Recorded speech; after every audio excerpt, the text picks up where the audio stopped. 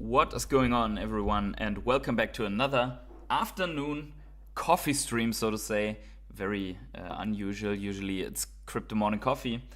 And yeah, it's the patient hodler coming at you with a couple of topics. And of course, we're going to talk about the cancelled NFT Paris trade show that has been going on for 4 years straight, and now due to a lack of interest in projects and the downturn in the market basically had to be cancelled last minute. We are going to talk about that. We're going to talk about the ISM, the manufacturing index coming in lower than expected. We are going to talk about Venezuela's Bitcoin reserves and how that could enter or end up in the US strategic Bitcoin reserve.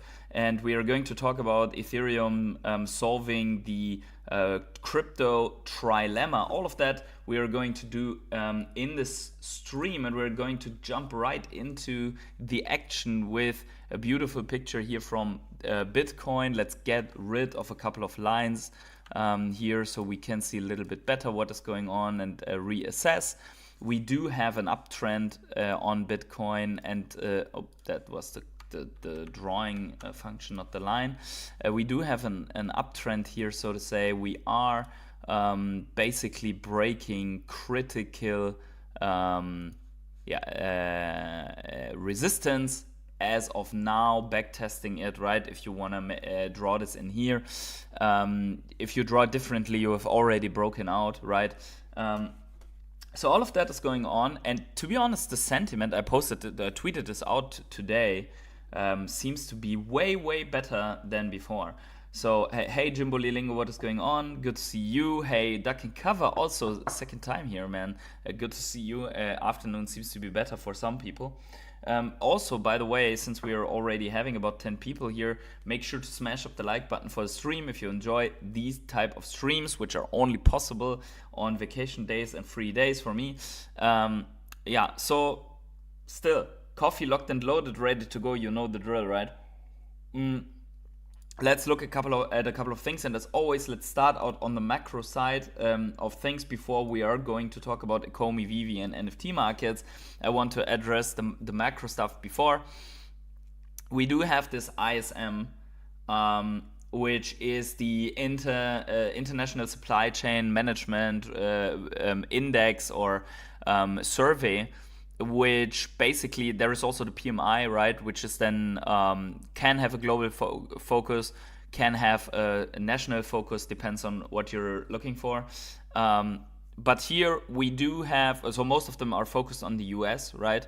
So when we're talking in the videos, in the outdoors, in the field about sluggish economy, that's basically this part that we're talking about. Or basically it's this part from up here all the way down here that we're talking about, right? And that is very interesting because usually we are saying that if the ISM is going above 50, then we do have a bullish expansion, just as in 2024. We just blipped above 50, but we didn't get significantly above it, but we could see the effects, massive expansion in crypto and even altcoins.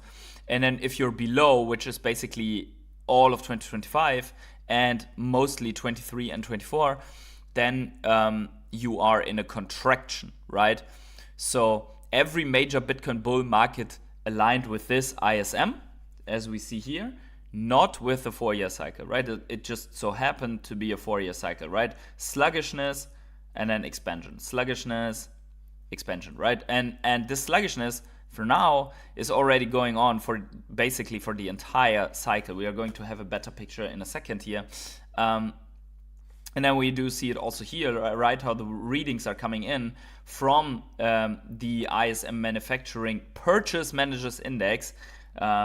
And we do see, okay, we had expected 48.4 and it came in just yesterday at 47.9, so worse than expected, and yet and still we are trending, or we are trading at 93,773 as of making this live stream for Bitcoin. So not too bad for such a bad index that is, or index reading that is coming out. It's the worst since mid, or even worse than mid-August. So not that great, this reading.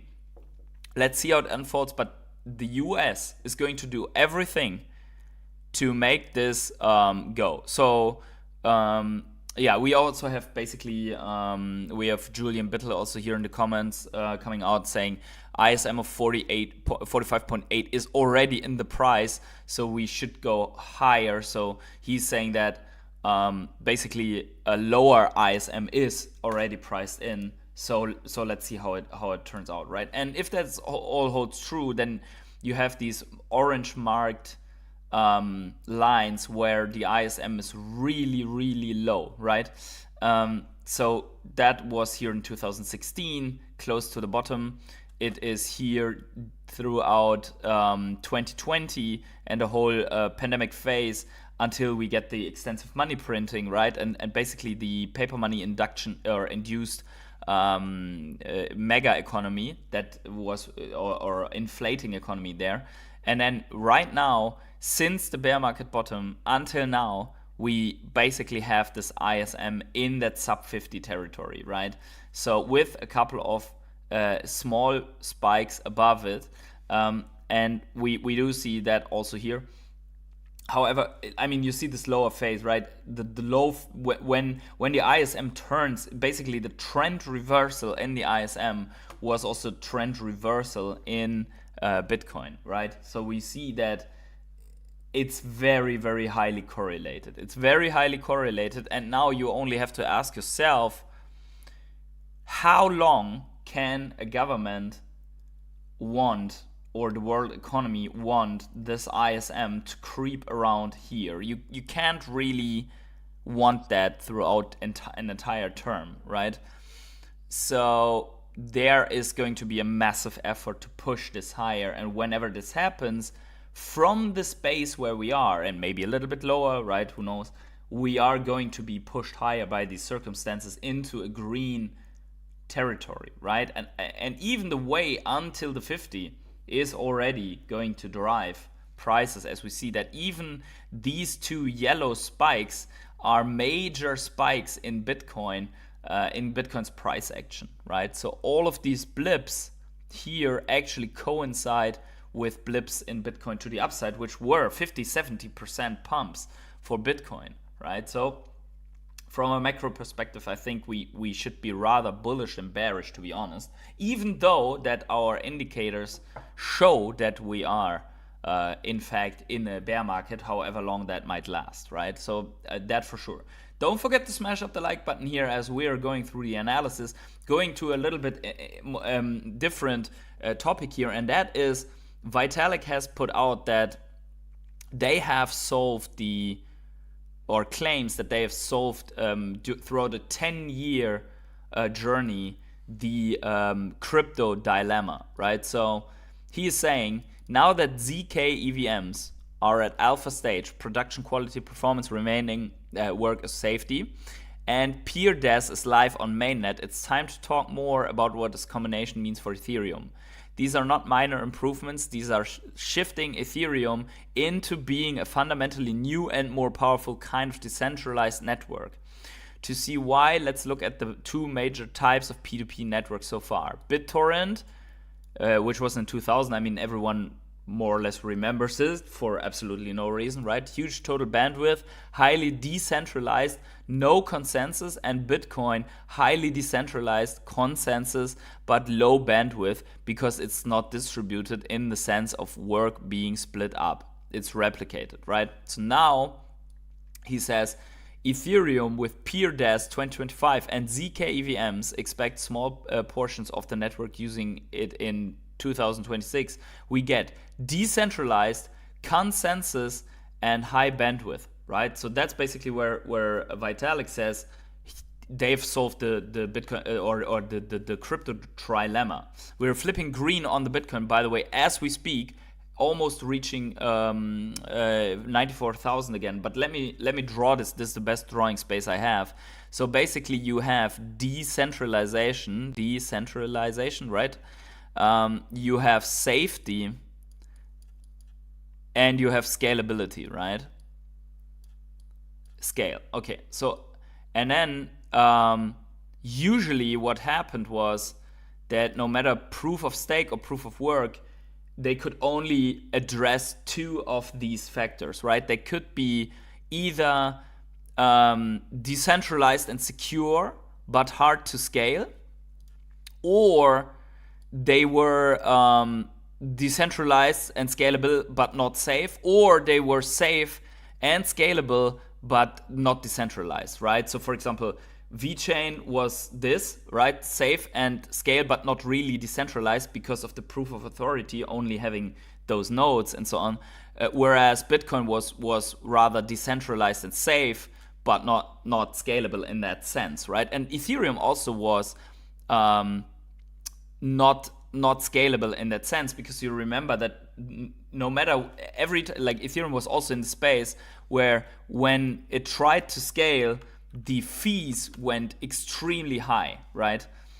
So and then congested. So all the work put on one node, and so congestion happening, and all these networks throughout the last 4 years after the bull run that were surviving and that were thriving, they had the same problem. Like Solana had a problem like this, and so on. So the trilemma has been solved, not on paper, but with live running code, of which one half data availability sampling is on mainnet today, and the other half, ZK EVMs, is production quality on performance today. Safety is what remains. So this was a 10-year journey. See the first commit of my original post on DAS here, blah blah, and ZKVM attempts started in 2020, but it's finally here. Over the next 4 years, expect to see the full extent of this vision roll out. In 2026, large non-ZKVM dependent gas limit increases due to BALs and EBPBS. Don't ask me what that means, to be honest. I'm not that deep into it, but I kind of grasping what is done here. And we'll see the first opportunities to run a ZKVM node. In 2026 to 28, gas repricings, changes state of structure, exec payload going into blobs, and other adjustments to make higher gas limits safe. So here we have that, right? So either you have you had before high gas limits but unsafe, or you had safety but not these gas limits, right? So this is basically the trade-off to solve. In 27 to 30, large further gas limit increases as ZK EVM becomes the primary way to validate blocks on the network. I think here what is meant are these roll-ups where basically the validators get condensed information through these roll-ups. A third piece of this is distributed block building. A long-term ideal holy grail is to get to a future where the full block is never constituted in one single place. This will not be necessary for a long time, but this is worth striving for. Us at least have the capability to do that. I think that is what is meaning. So a block is never required to be solved by one specific point, but distributed on the network. That's what's meant by single place. I think that's where you're basically load distributing. Even before that point, we want the meaningful authority in block building to be as distributed as possible.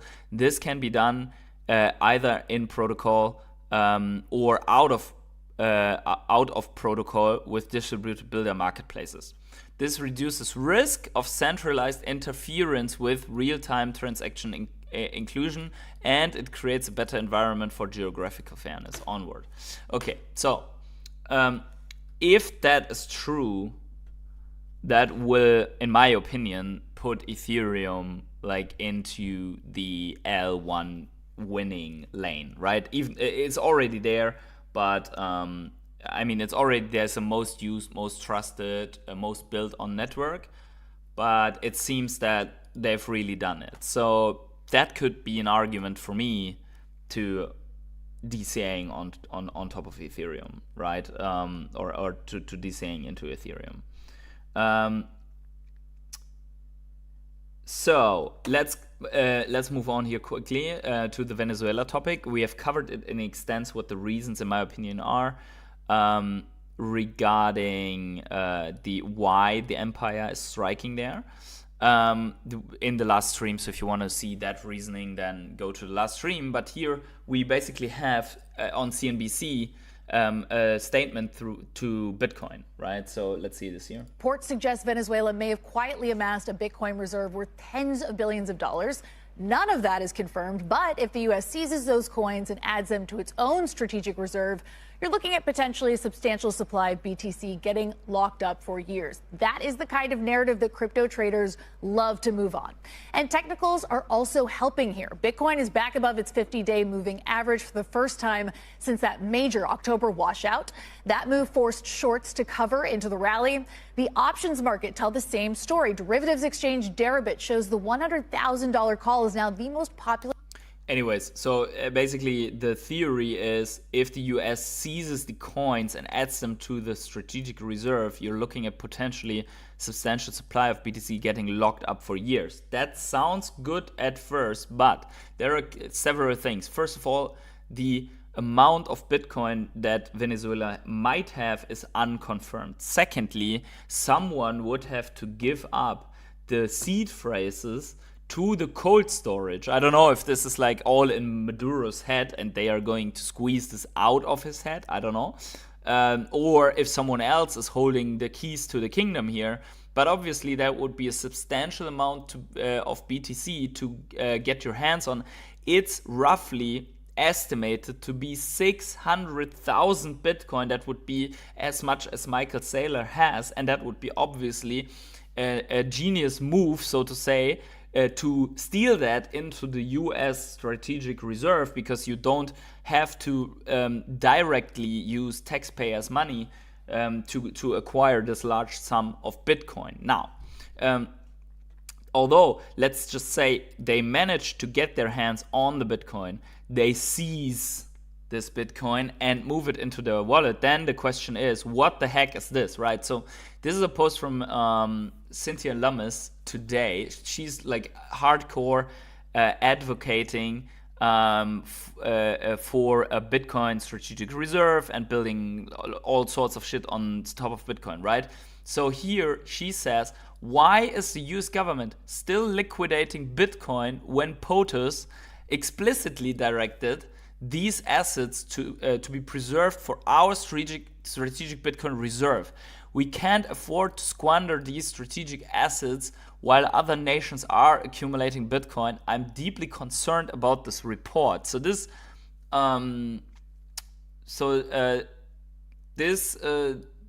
here seems that apparently.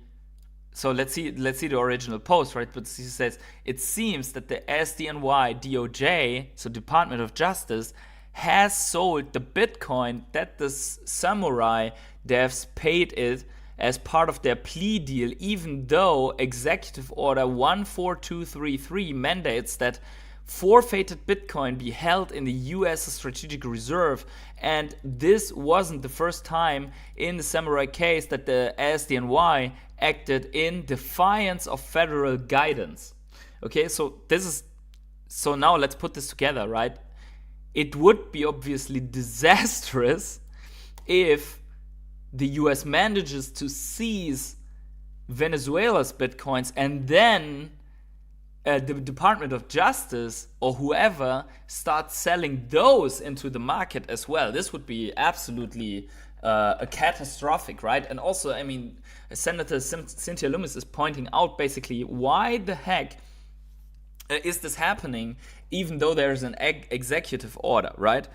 So yeah, Penguin, Venezuela got 600,000 BTC allegedly. We don't know. Officially, they only have like 30 million worth of Bitcoin, like in dollar terms.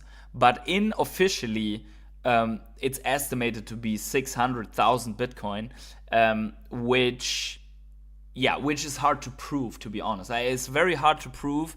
It's probably scattered out through many wallets, and the question is like who owns what and so on, right? But if they have that kind of money or in Bitcoin, or basically that kind of Bitcoin, let's put it that way, then that would be that would be a coup. That would be a crazy coup, right? For the US to get their hands on so much Bitcoin. How can they just loot another nation's coffers like that? Yeah. That is unfortunately, but also truthfully, the right of the strongest, right? There is no like this is some. I think we have to get a little bit thinking outside of the box to discuss this, and it would be, hey, everyone talks about international law, right? International law must be held by someone, so there must be one strong empire that says this is the law, and everyone has to abide by it, right? But if that empire goes by and bypasses that, no one can say anything because it's upholding the law, you know? So I think that's what's happening. So how can, because let's put it that way, military strength. Like what are you going to do? It's like if the biggest guy sits there and says, yeah, but what you going to do? I know it's illegal, but what you going to do? I'm doing it anyway, right? So that's basically how, right? So they're saying, I want it, I'll take it. Why? Because I have 11 aircraft carriers. How many do you get? Right? If someone complained, like for example, China complained, right? China complained. But it's like, okay, let's count aircraft carriers, right? The strongest weapon that the face of the earth has seen so far is an aircraft carrier plus fleet. So if you have most, like whoever has the most controls the earth. That's how it works. So they can take it. Yeah. And then we do see, to move a little bit on here with the story, we do see long-term holders are buying Bitcoin again. We have a small green blip here where long-term holders stopped capitulating here, stopped selling off basically and turns into green, which means also they are selling. That means the point of seller exhaustion might have been reached. Duck and Cover says it's insane. There's no order left. If there ever was, because I mean, it's not like, wow, this is the first time in 30 years, right? I mean, you can go back and look at copper mines in Yemen and I don't know what, right? So, I mean, you can look up a lot of incidents like that. Troy Paris, hey, hello PH, caught you this time. Good to see you. Everyone, don't forget to smash the likes here. We want to see 14 likes at least on this stream right now, and then counting upwards. Everyone who watches this later, also please smash the like button. Okay, let's get to the a little bit more deeper topic. Let's go to the NFT market in shambles topic, and I have put out this poll. So thank you for everyone who participated in that. And it said here in this poll, NFT Paris got cancelled. That says a lot. Is the NFT market basically broken now?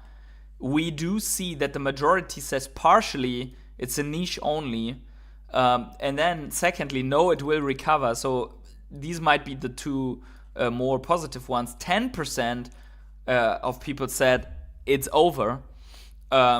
And then we have another 20% that said never believed it anyway. So this is the sentiment right now. Of course, there's only 10 people that have actually participated in that, but so far so good. And we do see a comment here also from Andrew, says it's over until it's not, right? So what has happened? So we do see NFT Paris and RWA Paris 2026 are cancelled after 4 editions bringing together the global Web3 community in Paris, we have to face reality. NFT Paris 2026 will not happen. The market collapse hit us hard. Despite drastic cost cuts and months of trying to make it work, we couldn't pull it off this year. All tickets will be refunded within 15 days. To those of you who had already booked flights and hotels, that's me, by the way, I have my flight and hotel booked. We're truly sorry. We know how frustrating that is. Actually, not too frustrating. I'm going to go to Paris anyways, having a good time there. I had to pull off a small honeymoon anyways there, so what the heck. Let's go. To our team, thank you for everything, blah, blah, blah. Okay, looking back at 4 years, we're proud of what we're building, blah, blah. Okay, so there's a little bit of self-reflection and so on going in there. We do see also people, even NFT events are rugging. Lol, suck it, NFT nerds. That Vivi lover is insane. Like, the energy of this person is insane. As a sponsor, I got the email as well mentioning, as per article so-and-so, the non-refundable costs incurred for the event exceed the total sponsorship contributions received. So we are unfortunately unable to offer a refund at this time. That sounds like a rug pull. Let's see more reactions. We have to face reality. The first time an NFT project has ever said this sentence. Okay.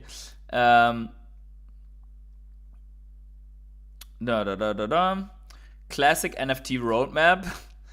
People are frustrated as hell. So this could be a good fundament to actually have.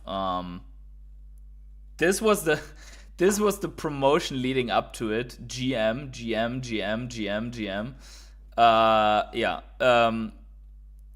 Call it what it is. They changed too much to vent or speak, so they didn't get enough sponsors. And they charged too much. Sorry, they charged too much to vent or speak, so they didn't get enough sponsors. And since they didn't get enough sponsors, it looks like they are just going to keep the deposits they received and do nothing. I've been to NFT Paris, and the satellite events were amazing. It's where I started my career in Web3. So Web3 is alive, man. Appreciate you guys throwing that. Damn, sorry to hear that. Honored to have spoken on the stage. So many people using that as an opportunity to basically reflect. But NFT Paris is gone, cancelled. From today, we see that post also pinned from yesterday.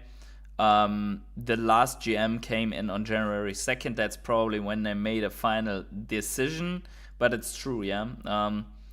And also they had speakers already lined up. So all in all, before we got too deep into that, we were, as a community, looking forward to meet David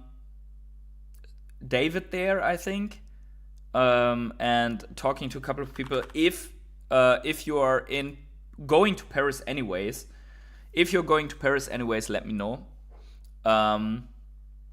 Then we can chat. If you're a rare hodler especially, let me know in the Telegram group. Then we can see if we can meet up. Anyways, what is that? Vivi fam, the 2026 event season is just around the corner, and we're exploring a new way to bring the Vivi community together more often in smaller, more intimate local events created by community for the community. Your voice matters here. Take a few minutes to share your thoughts below and help shape events that truly reflect what you want to see, attend, and be part of.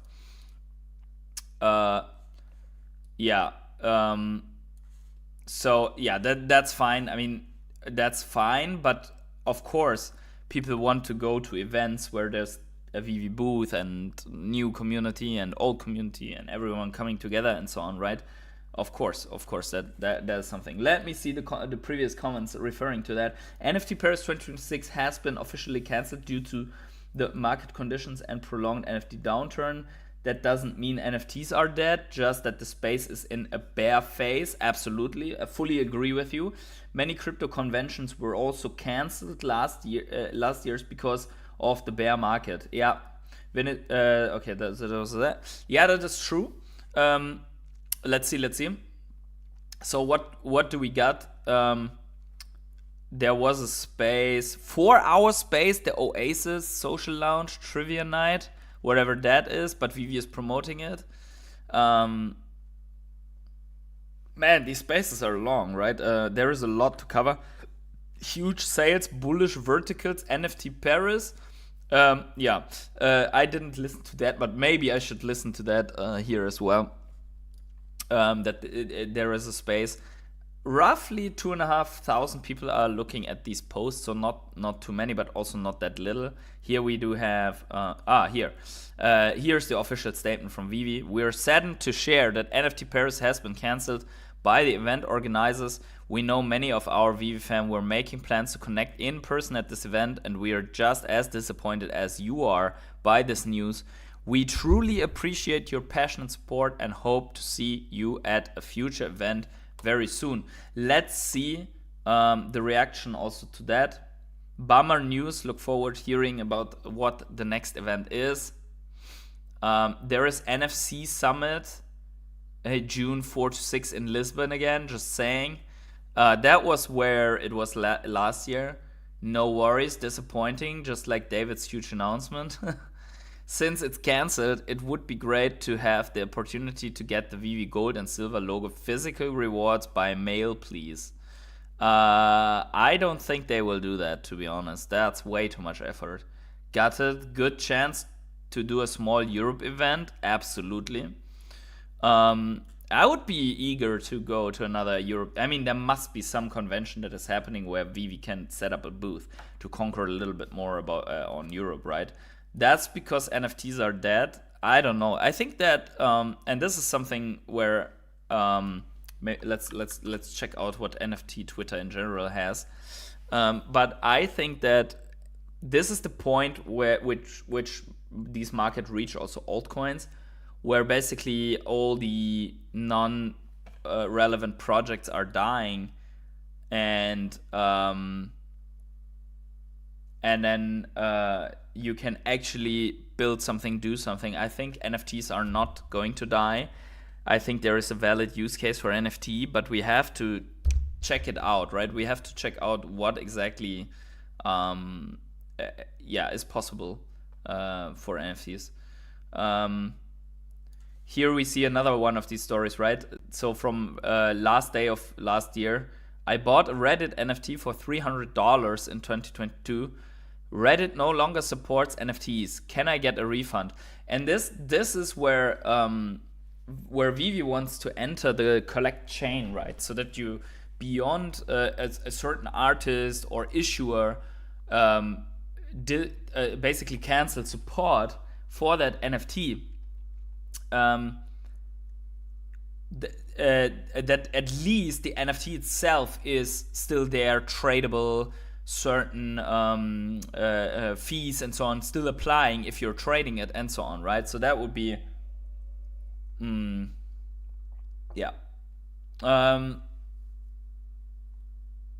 see also, like, if you're looking it up, there's not too much being posted like that's super relevant for NFTs, right? Ranking every NFT I've ever bought, man, that is one hell of a collection.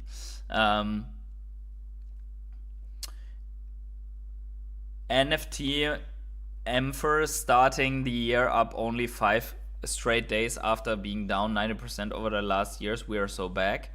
Let's see. Yeah,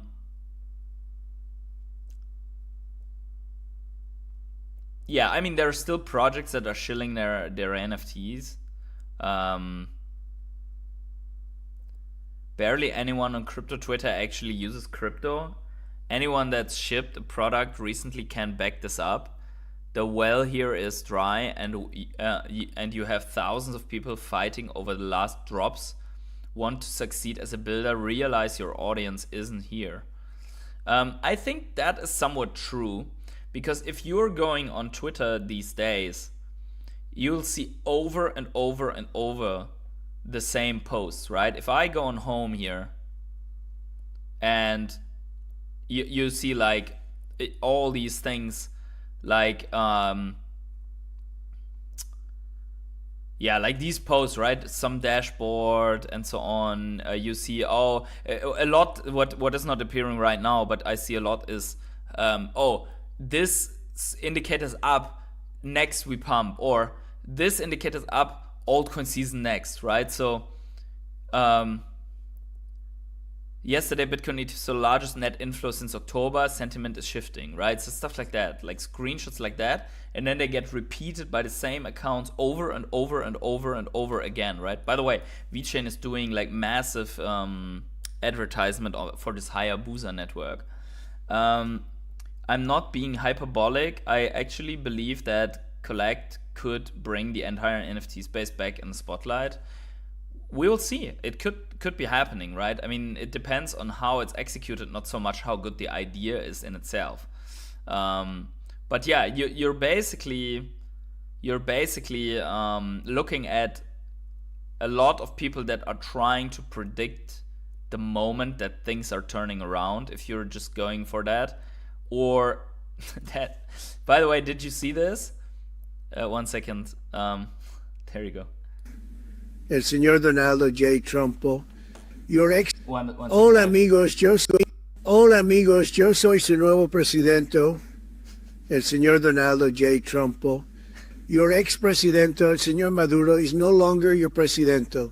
He kept talking shit, and fucking around, though, and he ultimately found out, though. Anyway, we're going to make Venezuela grande again. Mucho grande. El bigger y el better than ever before. We're going to drill, baby drill. We're going to have a big, beautiful fiesta, all the tacos you want. Mucho mariachi, sexy mamacitas, and delicious margaritas. And President Trump is going to be el DJ, okay? Muchas gracias, muchachos. Y let's make el Venezuela grande again. Arriba el Venezuela, amigos. This is, I mean, who made this, right? And also, like, it's so easy these days to make this bullshit with AI, right? But it also shows that, like, AI, for how much it should be, or how much it's overhyped, it's here to stay. People are using it even for memes and so on, and it's so easy to make something that before has been like super bad photoshopped, right? Yeah, they're gonna do it for every country. Like Greenland is next. Greenland is next on the adoption list, right?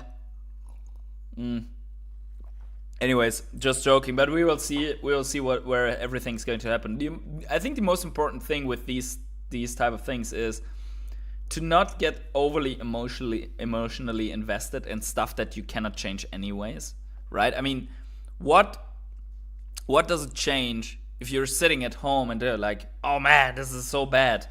I wish this wouldn't have happened. It's like, okay, but and now what? So first of all, what does it change for you and your personal life? And secondly, why does it change everything if you're angry about this or getting into a fight or anything else, right? I mean, this yeah. So I hope you get what I mean. Anyways, let's talk about ECOMI a little bit. We've just gotten out of the way for 2026, and yeah, ECOMI is building.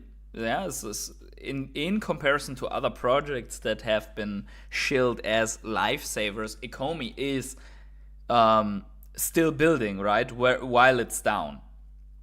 And ECOMI is right now on the same price as it reached in April 2025. So we are, with fluctuation,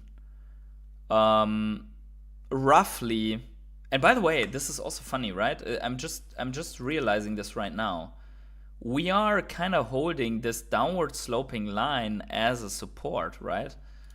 We are since it's the beginning of 2024. We are only in this upper area basically of this channel, which is interesting, right?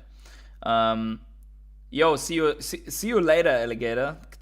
Duck and cover. Good to see you. Thank you for being here.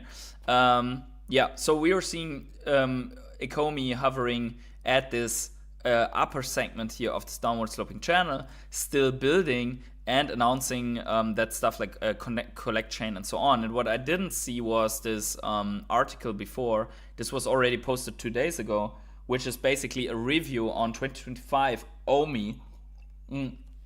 So if you have a couple of minutes more, then hang in here for a little bit of an ECOMI review. So 2025 was a defining year for ECOMI token because it reinforced a simple idea. ECOMI exists to be used.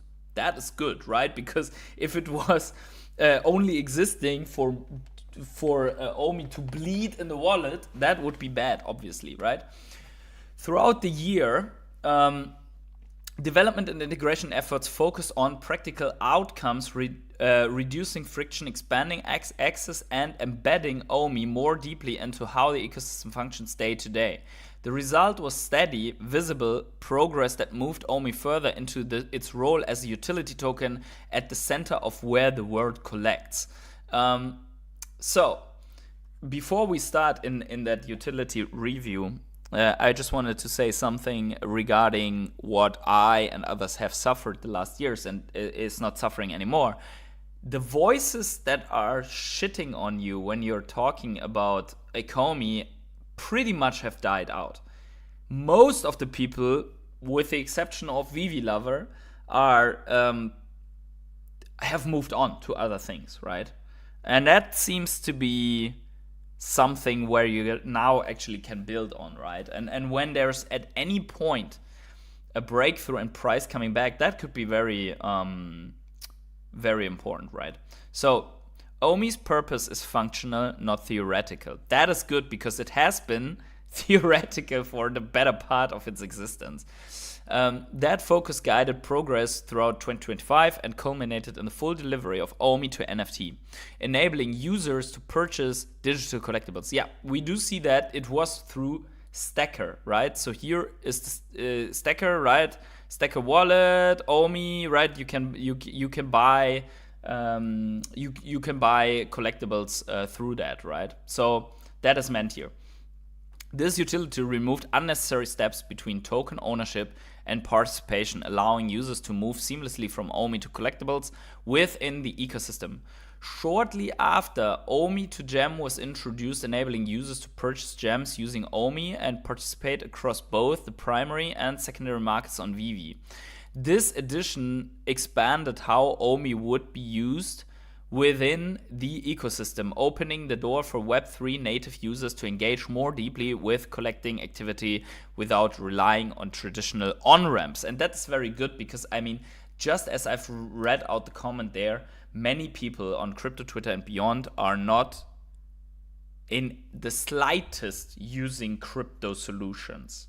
So this is the easiest that you can ever use ECOMI in its existence, right? So that's pretty good.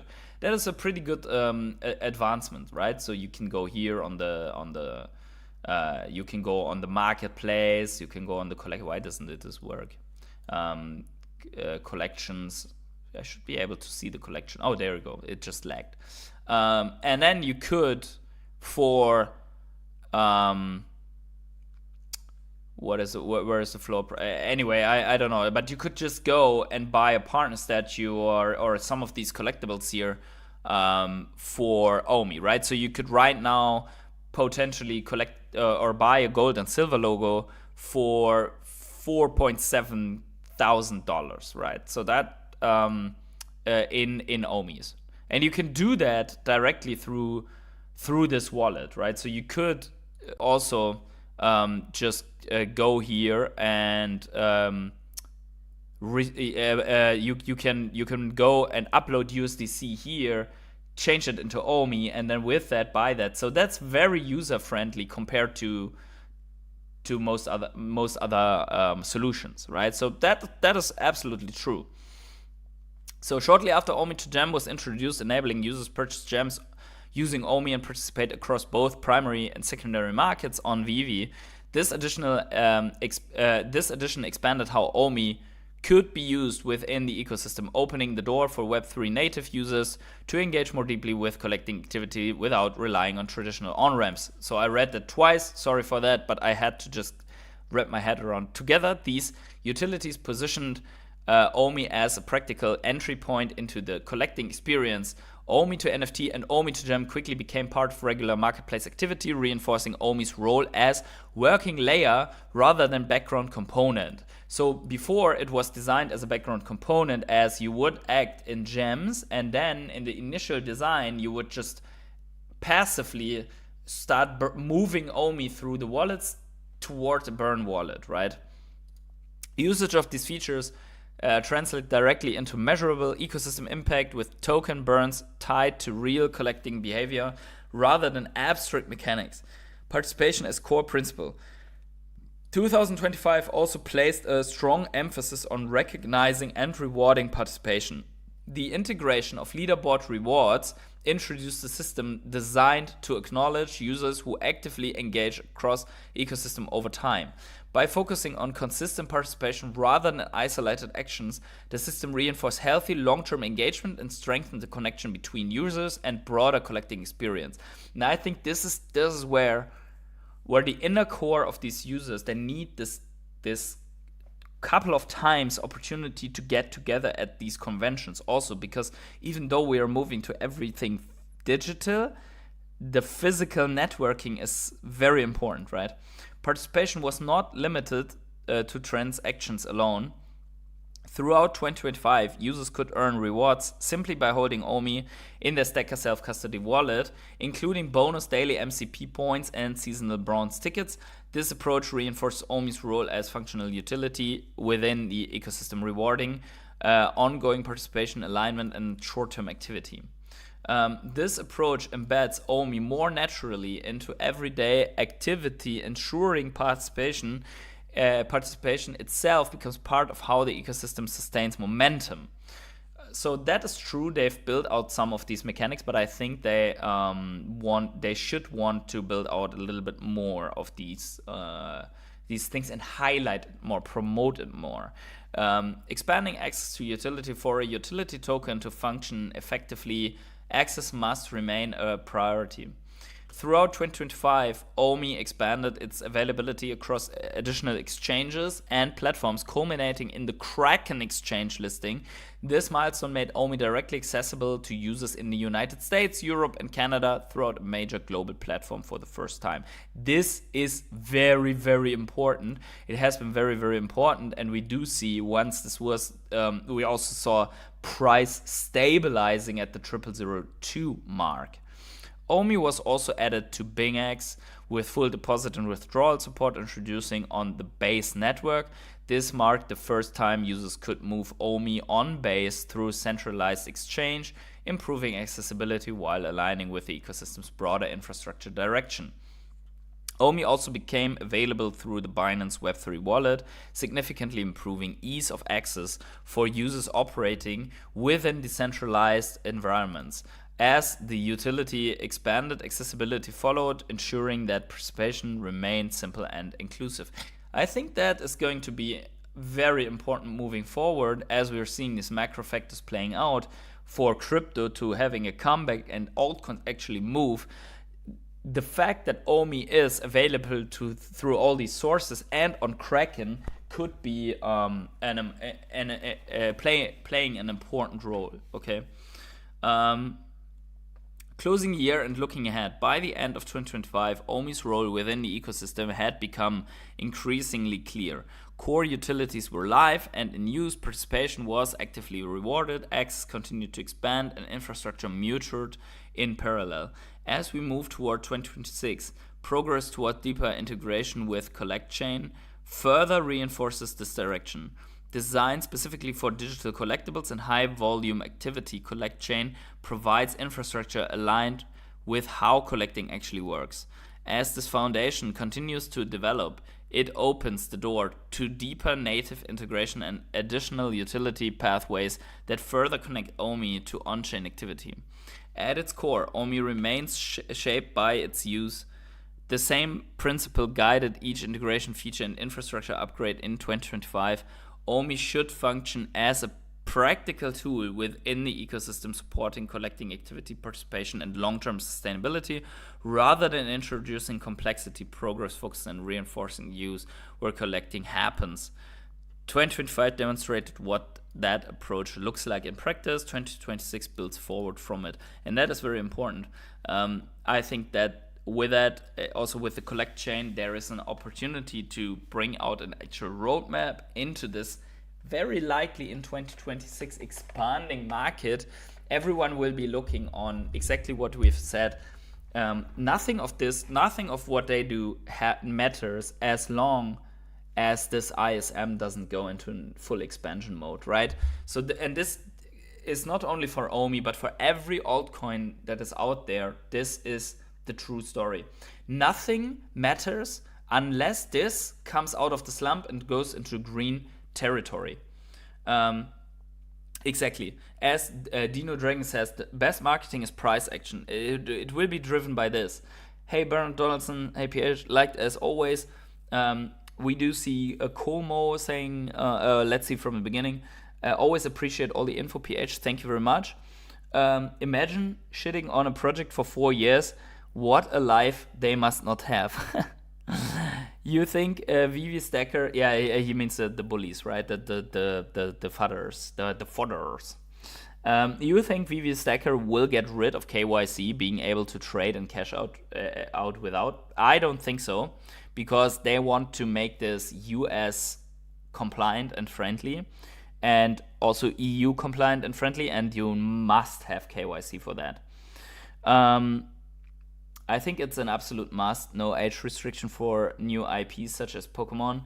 Remove barriers, cash out via crypto, just my opinion. I think the most important thing is to have that accessibility to move crypto into it, no matter if it has KYC or not, because you will be able to trade. I think the removal of fees is way more important than the removal of KYC, because if you can make gains, that's the most important thing. And if you remove fees, you can make more gains. I mean, you don't have to remove the fees at all, but stuff like cash out fees and so on, that needs to be removed, or that needs to be next to zero, so that you can move capital in and capital out without automatically reducing it, no matter if you made a gain or a loss, right? There should be only the secondary market trading fees.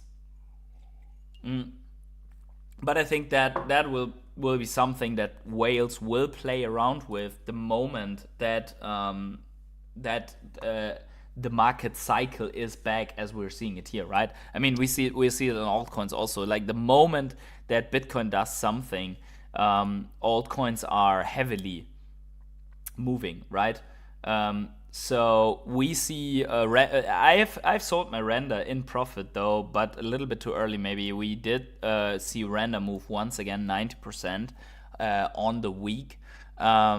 So yeah, but we do see I have a lot of other altcoins that I didn't liquidate. So I did sell my my render because I was a little bit worried about the overinflated AI narrative, AI bubble stuff, right? So there we have it. For today, that shall be it, guys. Make sure to smash up the like button, subscribe to the channel. We are going to go back to our old schedule with Crypto Morning Coffees, videos, and so on. If you want to support this channel with more than liking and subscribing, you can select the tier. It's like $5 per month or so. It's called Rare Hodler tier. You tell me on X, I invite you to the Telegram group, and then we can chat there as well. If you're coming to Paris, no matter what, then have a great time and let me know.